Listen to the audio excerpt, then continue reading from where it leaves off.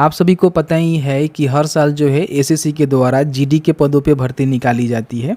Finally इसका जो notification है यहाँ पे जारी कर दिया गया है। नोटिफिकेशन में जो है बहुत ही जो जानकारी है ना डिटेल्स में मेंशन किया जाता है। बहुत सारे लोग ऐसे हैं जो कि नोटिफिकेशन को सही से रीड आउट नहीं करते हैं, जानकारी को नहीं लेते हैं और भटकते रहते हैं।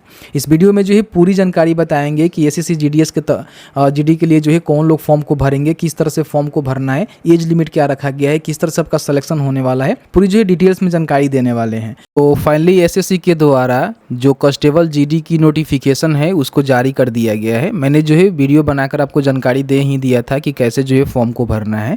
नोटिफिकेशन के रिगार्डिंग हम बात कर लेते हैं कि इसमें कहाँ से क्वेश्चन पूछे जाते हैं, किस तरह से आपका सिलेक्शन होता है, क्वालिफिकेशन क्या है, एज लिमिट क्या है। ठीक है, इसको यहाँ से डाउनलोड करेंगे तो आपके सामने कुछ इस तरह से जो है नोटिफिकेशन यहाँ पे देखने को मिलेगा। सबसे पहले इनका जो एप्लीकेशन फॉर्म है ना 5/9 से शुरू किया गया है और 14 अक्टूबर तक जो है फॉर्म को आप भर सकते हैं। फिर यहाँ पे देखेंगे पेमेंट का जो लास्ट डेट है, यहाँ पे इन्होंने बताया हुआ है कि 15/10 तक जो है पेमेंट आप यहाँ पे ऑनलाइन लास्ट डेट कर सकते हैं। मतलब कि 14 तक जो है फॉर्म फिलअप होगा और 15 तक जो है पेमेंट आप रात के 11 बजे तक यहाँ पे कर सकते हैं। बाकी किसी प्रकार की एप्लीकेशन में कोई गलती हो जाती है तो उसका जो करेक्शन का विंडो है 5 नवंबर से लेकर जो है 7 नवंबर के बीच में खोले जाएंगे। और बाकी जो भी टेंटेटिव आपका कंप्यूटर बेस्ड एग्जामिनेशन है वो जनवरी से लेकर फरवरी 2025 में कंडक्ट कराए जाएंगे। ठीक है, अब यहाँ पे नीचे आएंगे तो इसमें सबसे पहले हम बात कर लेते हैं पे स्केल के रिगार्डिंग। तो इसमें देखिए आपका जो लेवल 1 का जो है सैलरी यहाँ पे देखने को मिलता है जो कि 18,000 से लेकर 56,900 तक जाता है। ठीक है, तो इसको आप जरूर चेक कर लीजिएगा। बाकी यहाँ पे हम वैकेंसीज की बात करें तो आप यहाँ पे देखेंगे इसमें जो है अलग अलग फोर्सेस होते हैं, जैसे कि बीएसएफ हो गया, बॉर्डर सिक्योरिटी फोर्स, सीआईएसएफ हो गया, सीआरपीएफ हो गया, एसएसबी हो गया। तो सबके अलग जो है कैटेगरी यहाँ पे दिया गया है। मेल के लिए यहाँ पे है और फीमेल के लिए यहाँ पे है। टोटल जो है मेल के लिए कितने पदों पे भर्ती निकाली गई है तो 35,612 पोस्ट जो है मेल के लिए है। और वही यहाँ पे देखेंगे तो फीमेल की हम बात करें तो 3,869 पोस्ट यहाँ पे फीमेल के लिए रखे गए हैं। टोटल पोस्ट की हम बात करें तो आप यहाँ पे देखेंगे तो 39,481 पदों पे यहाँ पे भर्ती निकाली गई है। तो इसको जरूर चेकआउट कर लेना। इसमें अलग अलग जो है फोर्सेस होते हैं जिसकी जानकारी यहाँ पे दी गई है। ठीक है, बाकी यहाँ पे नीचे आएंगे तो इसमें नेशनलिटी और सिटीजनशिप की हम बात करें तो यहाँ पे देखेंगे जो भी स्टेट या फिर यूटी एरिया वाइज होते हैं वो सभी लोग जो है फॉर्म को भर सकते हैं, इसमें कोई ऐसा नहीं है। ठीक है, बाकी हम एज लिमिट की बात करें तो बताया गया है कि 18 से लेकर 23 साल के बीच में 1 जनवरी 2025 के बिहाफ पे आपका जो एज है वो काउंटिंग किया जाएगा। मतलब आपका जो उम्र है ना 2/1/2002 से पहले का नहीं होना चाहिए और 1/1/2007 के बाद का नहीं होना चाहिए। तो आप यहाँ पे फॉर्म को भर सकते हैं। बाकी अपर एज की हम बात करें तो छूट इसमें मिल जाता है। SC/ST को 5 साल और OBC को 3 साल। तो फॉर्म भरते समय छूट का लाभ यहाँ पे आप ले सकते हैं। ठीक है, एजुकेशन क्वालिफिकेशन की हम बात करें तो यहाँ पे बताया गया है कि अगर आपने मैट्रिकुलेशन यानी कि 10वीं क्लास पास कर लिया हुआ है 1/1/2025 तक तो आप यहाँ पे फॉर्म को भर सकते हैं। यानी कि 1/1/2025 तक आप 10वीं पास हैं, मतलब पास कर जाएंगे या फिर पास हैं तो आप यहाँ पे फॉर्म को भर सकते हैं। ठीक है, बाकी इन्होंने ये भी बताया हुआ है कि 1/1/2025 तक आप 10वीं पास नहीं करते हैं या फिर नहीं है तो आप यहाँ पे फॉर्म को मत भरिएगा, आप एलिजिबल नहीं हैं। इन बातों को ध्यान रखेंगे। जब आप फॉर्म भरेंगे तो आपको जो है पूछा जाएगा कि अगर आपने एनसीसी सर्टिफिकेट ले रखा है तो अगर आपका एनसीसी सी सर्टिफिकेट है तो 5% जो है आपको इंसेंटिव यहाँ पे बोनस मार्क्स मिलेगा जो कि आपके मेरिट में काफ़ी काम आने वाला है। और एनसीसी बी सर्टिफिकेट में आपको 3% और ए में जो है 2% आपको यहाँ पे इंसेंटिव मिलेगा। तो कभी भी फॉर्म भरिएगा अगर आपके पास एनसीसी सर्टिफिकेट है तो उसकी जानकारी जरूर फिल कर दीजिएगा। यहाँ पे देखेंगे तो एग्जामिनेशन जो है सेंटर यहाँ पे दिया गया है कि आप जो है कहाँ कहाँ अपना सेंटर ले सकते हैं। फॉर्म भरेंगे तो मोस्टली आपको 3 सेंटर का जो है सिलेक्शन करना होगा, तो तीनों सेंटर का आप सिलेक्शन कर देंगे। सेंटर की रिगार्डिंग आपको बता दें कि बहुत सारे लोग जो है इसमें एग्जाम की तैयारी करना चाहते हैं तो कहीं ना कहीं उनके पास एक बेस्ट बुक होनी चाहिए जिसके माध्यम से वो तैयारी कर लें। तो मैं आपको चक्षु प्रकाशन का बेस्ट बुक के बारे में बताने जा रहा हूं जो कि एसएससी जीडी के लिए आपका रामबाण बुक होने वाला है। देखेंगे तो यहाँ पे जो है मैथ का जो भी बुक है वो आपको देखने को मिलेगा। इसके साथ ही साथ इनका जो है कॉम्बो पैक आता है जिसमें एसएससी जीडी हो गया, जैसे रीजनिंग का हो गया, मैथ का हो गया, हिंदी का हो गया, सामान्य ज्ञान का हो गया। तो इसको भी आप परचेज कर सकते हैं। आप इसको फ्लिपकार्ट, अमेजन, स्नैपडील, चक्षु book.com के माध्यम से भी घर बैठे ऑनलाइन ऑर्डर कर सकते हैं, या फिर जो भी आपके आसपास में पुस्तक का दुकान है वहाँ पे जाकर चक्षु प्रकाशन का जो बुक है ना एसएससी जीडी के लिए ले सकते हैं, जो कि काफ़ी आपके लिए अच्छा बुक होने वाला है। इसके माध्यम से आप तैयारी कर सकते हैं। और मैंने जो ये पीडीएफ भी बताया था तो आप सभी को पता ही है, तो वो भी ले सकते हैं और साथ ही साथ बुक से भी अपना तैयारी जो है कर सकते हैं। तो यहाँ पे सेंटर देखेंगे तो बहुत सारे जो है अलग अलग यहाँ पे सेंटर दिए गए हैं, तो जो भी आपके नज़दीक में सेंटर है उसका सिलेक्शन कर लेंगे। अब यहाँ पे हम एग्जामिनेशन की बात करें तो इसमें सबसे पहले जो है कंप्यूटर बेस्ड एग्जामिनेशन होता है, ठीक है। इसमें जो है 80 क्वेश्चन आपसे पूछे जाते हैं, जो कि ऑब्जेक्टिव टाइप क्वेश्चन आपके होते हैं। 2 अंक आपको जो है एक क्वेश्चन के लिए देखने को मिलता है।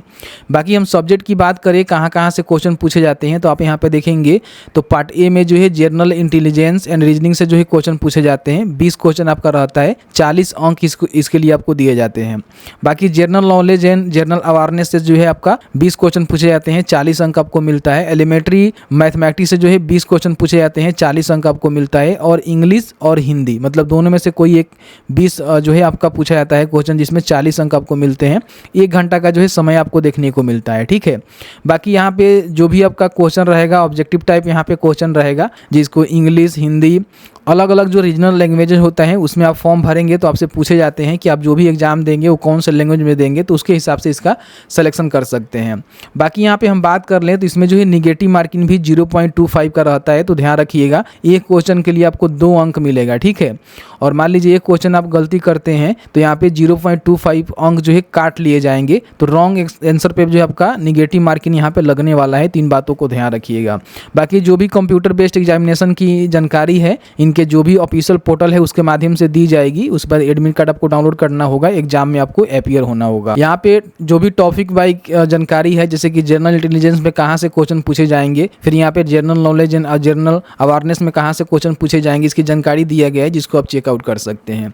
यहाँ पे फिजिकल स्टैंडर्ड टेस्ट यानी कि पीएसटी और फिजिकल इफिशिएंसी टेस्ट यानी कि पीटी की हम बात करें तो सबसे पहले पीटी की बात कर लेते हैं। तो इसमें देखेंगे ना तो सबसे पहले तो रेस आपका होता है, जैसे कि मान लीजिए एग्जाम जो क्वालिफाई करेंगे, मेरिट उनका बनेगा, कटअप आएगा, कटअप में वो लोग आ जाएंगे तो फिर यहाँ पे उनका जो है रेस यहाँ पे होगा, ठीक है। तो यहाँ पे देखेंगे मेल के लिए जो है 5 किलोमीटर का जो है 24 मिनट में रेस होता है, फीमेल के लिए 1.6 किलोमीटर 8.5 मिनट में दौड़ना होता है। तो ये जो है इसका रेस होता है, ठीक है। उसके बाद नीचे आएंगे तो इसमें पीएसटी होता है, तो इसमें हाइट देखा जाता है। मेल के लिए 170 सेंटीमीटर कम से कम होनी चाहिए, फीमेल के लिए जो 157 सेंटीमीटर जो है कम से कम हाइट होनी चाहिए। बाकी यहाँ पे देख सकते हैं कि हाइट में भी आपको छूट मिल जाता है, जैसे कि कोई एसटी है तो उसको अगर मेल है तो 162.5 सेंटीमीटर पे ही भर्ती हो जाएगा और फीमेल का 150 पे ही हो जाएगा। कोई अगर मान लीजिए एसटी कैंडिडेट है, ठीक है, ऑल एसटी जो कैंडिडेट है जो नॉर्थ ईस्टर्न स्टेट से आते हैं तो उनको लिए जो 157 पे ही मेल के लिए और 147 पे जो है फीमेल के लिए, 147.5 पर फीमेल के लिए भर्ती हो जाएगा, ठीक है। बाकी यहाँ पे और भी अलग अलग कैटेगरी दिया गया है, जिस कैटेगरी से आप आते हैं तो देख सकते हैं कि आपका जो हाइट में छूट किस तरह से मिलने वाला है, ठीक है। बाकी हम चेस्ट की बात करें तो केवल जो है मेल कैंडिडेट का चेस्ट मापी होता है, जो कि 80 सेंटीमीटर होनी चाहिए और फुलाकर जो है 5 सेंटीमीटर यानी कि 85 सेंटीमीटर तक आपका जो चेस्ट है होनी चाहिए। बाकी फीमेल का जो है चेस्ट का मापी नहीं की जाती है। इसमें भी आपको छूट मिल जाता है। जो भी कैंडिडेट जो है शेड्यूल्ड ट्राइब से आते हैं उनको 76 सेंटीमीटर कम से कम देखा जाता है और 5 सेंटीमीटर जो है फुलाकर, तो इस तरह से आप चेकआउट कर सकते हैं। बाकी यहाँ पे देखेंगे जो भी वेट है वो वेट भी मेडिकल स्टैंडर्ड में आता है, तो जब मेडिकल होगा तो उस समय एज के अकॉर्डिंग जो है आपका हाइट यहाँ पे और उसके हिसाब से आपका जो भी वेट है उसको देखा जाता है, ठीक है। तो इस तरह से पूरी नोटिफिकेशन आया हुआ है। उसके बाद जैसे ही आपका दौड़ भाग हो जाता है उसके बाद मेडिकल एग्जामिनेशन आपका होता है और डॉक्यूमेंट वेरिफिकेशन होता है, जिसके बाद आपका यहाँ पे भर्ती कराई जाती है, ठीक है। नीचे आएंगे तो इन्होंने भी बताया हुआ है कि आपका जो भी डॉक्यूमेंट है वो कौन कौन से डॉक्यूमेंट आपको डॉक्यूमेंट्स वेरिफिकेशन में लेकर जाने होते हैं। तो ये डॉक्यूमेंट का भी लिस्ट आप यहाँ पे देख सकते हैं। आधार कार्ड हो गया, voter ID card, driving licence, PAN card. Sorry, verification के लिए लेकर नहीं जाना है, बल्कि आप फॉर्म भरेंगे तो उस समय जानकारी दे सकते हैं। ये ID प्रूफ में एग्जामिनेशन के सेंटर पे आपको देना होता है, ठीक है। तो ये सारे डॉक्यूमेंट है। मोड ऑफ सिलेक्शन की बात करें तो सबसे पहले आपका कंप्यूटर बेस्ड एग्जामिनेशन होगा, फिर आपका फिजिकल होगा जिसमें आपका दौड़ भाग होता है, मापी होता है। उसके बाद आपका मेडिकल होगा और डॉक्यूमेंट वेरिफिकेशन होगा। उसके बाद यहाँ पे आप जो है इसमें भर्ती हो सकते हैं। इसमें जो है मिनिमम क्वालिफाइंग मार्क्स भी रहते हैं, जैसे कि अगर आप UR से आते हैं और जब से आते हैं तो 30% से कम लाएंगे तो डिस्क्वालीफाई हो जाएंगे। OBCW से आते हैं तो 25% से कम लाएंगे तो डिस्क्वालीफाई हो जाएंगे। अदर एनी कैटेगरी से आते हैं तो 20% से कम अंक प्राप्त करते हैं तो आप यहाँ पे डिस्क्वालीफाई पहले ही हो जाएंगे। ठीक है, तो इस तरह से पूरी जानकारी दिया गया है। बाकी यहाँ पे बोनस जो मिलता है, इंसेंटिव मिलता है NCC सर्टिफिकेट के लिए, उसकी भी जानकारी यहाँ पे दी गई है। ठीक है, तो इस तरह से मैंने जो है पूरी जानकारी बता दिया हुआ है। बाकी इसका जो एप्लीकेशन फॉर्म है, जनरल और OBC को जो है 100 रुपया देना होता है, बाकी किसी को कोई भी एप्लीकेशन फ़ी यहाँ पे नहीं देना होता है। तो इस तरह से मैंने जो है पूरी नोटिफिकेशन के माध्यम से आपको जानकारी दे दिया किस तरह से क्या कुछ अपडेट है और कौन लोग फॉर्म को भरेंगे, किस तरह से भरेंगे। तो जैसे कि आपने देखा कि मैंने जो है पूरी जानकारी आपको बताया। बाकी इसका जो फॉर्म फिलअप का वीडियो है आपको देखने को मिल जाएगा हमारे चैनल पे, जाकर चेकआउट कर लीजिएगा। वीडियो थोड़ा सा अच्छा लगा है तो वीडियो को लाइक जरूर करें। Thank you very much.